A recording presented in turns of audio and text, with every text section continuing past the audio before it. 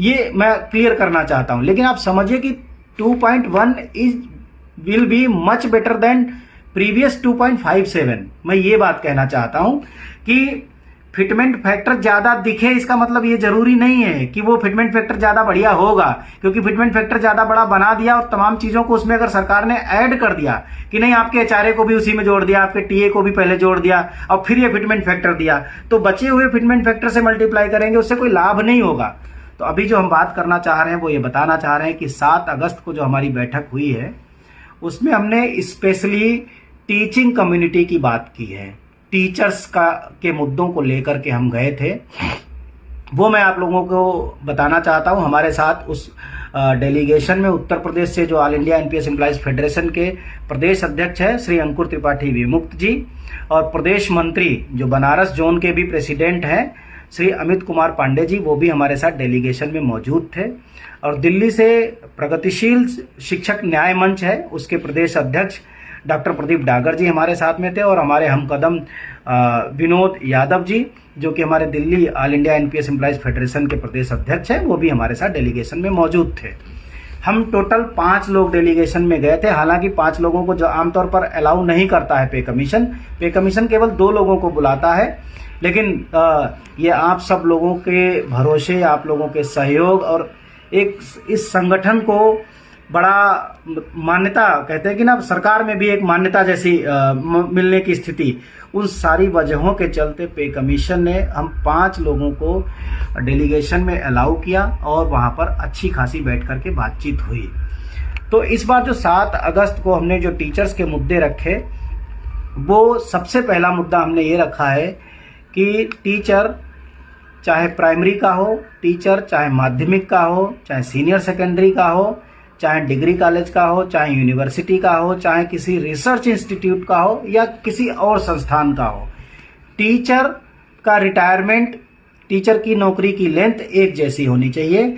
उसके पीछे है एक भारत श्रेष्ठ भारत मिशन, हमारा उस ध्येय वाक्य, वो हमने डिमांड रखी है कि टीचर चाहे कोई भी हो, छोटी क्लास का हो, बड़ी क्लास का हो, कोई भी हो, अगर डिग्री कॉलेज के टीचर्स का रिटायरमेंट 65 साल की उम्र में है तो वो प्राइमरी के टीचर का भी, माध्यमिक के टीचर का भी, एडेड का भी, नॉन एडेड का भी, सेमी गवर्नमेंट का भी, प्योर गवर्नमेंट का, सभी का 65 साल ही होना चाहिए, एक जैसा होना चाहिए।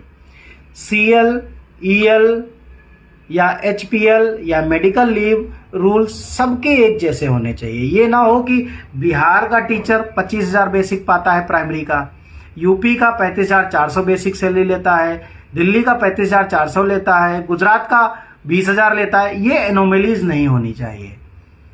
बेसिक पे स्ट्रक्चर पूरे देश के सभी शिक्षकों का, सभी कर्मचारियों का एक जैसा होना चाहिए।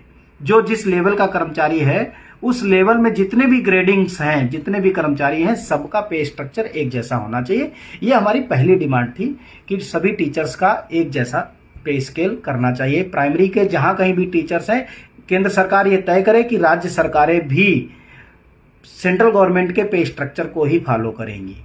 कम से कम बेसिक जो पे है, डियरनेस अलाउंस है और ट्रांसपोर्ट अलाउंस है, ये जो इन फैसिलिटीज को इक्विवेलेंट करेंगी। तो ये तो हमारी पहली डिमांड थी।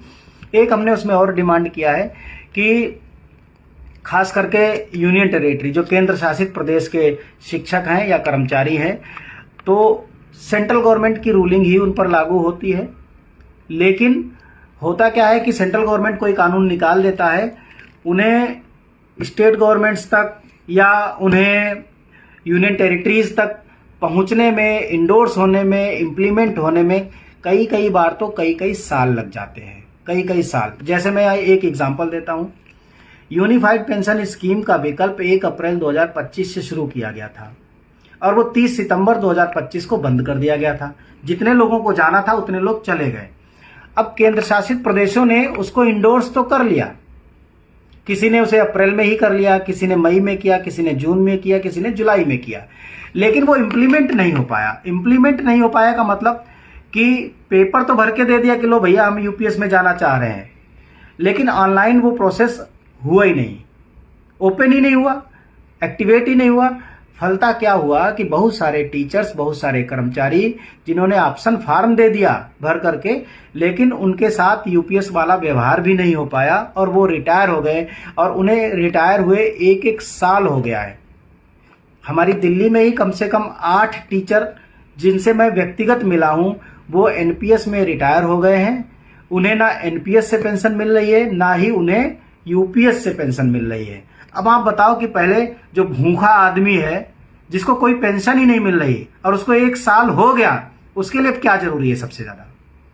तो उसके लिए हमने अपील की थी कि अगर उन लोगों ने यूपीएस ऑप्ट कर लिया है तो कम से कम उन्हें यूपीएस का बेनिफिट तो शुरू कर दो, ये शुरू हो जाए। तो ये तभी शुरू हो पाएगा जब सेंट्रल गवर्नमेंट के किसी कानून को डे 1 से यूनियन टेरिटरीज में इंडोर्स कर लिया जाए। इसके साथ एक चीज और जुड़ी है, वो ये कि सेंट्रल गवर्नमेंट अगर कोई कानून बनाता है एम्प्लॉइज के बारे में और उसकी पॉलिसी किसी स्टेट्स में, जैसे सपोज दैट कि एनपीएस में कोई बदलाव किया सेंट्रल गवर्नमेंट ने, और एनपीएस ही यूपी में लागू है, एनपीएस ही एमपी में लागू है, एनपीएस जहां कहीं भी लागू है,